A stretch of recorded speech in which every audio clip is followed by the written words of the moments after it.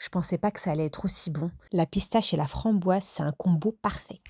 Tu vas prendre tes framboises, tu vas les mettre dans une casserole, tu vas rajouter du sucre, du citron. Tu prends une fourchette, t'écrases un petit peu, là c'est parfait.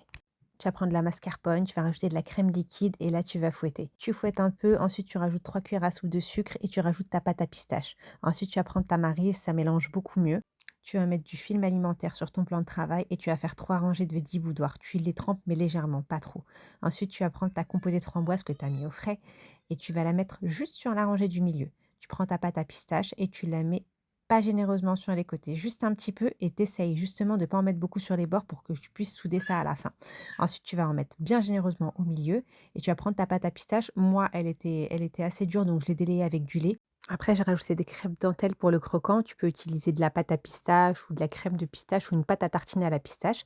Tu vas rajouter tes framboises et là, tu vas essayer de bien souder le haut. Tu vas refermer, tu la prends délicatement. Là, pour le coup, j'étais super fière de moi. Tu la mets au frais pendant 4 à 5 heures, voire toute une nuit. Et là, je voulais faire une déco juste en haut, mais j'en avais plus, donc je l'ai mis sur les côtés et j'ai rajouté des framboises. C'était super bon.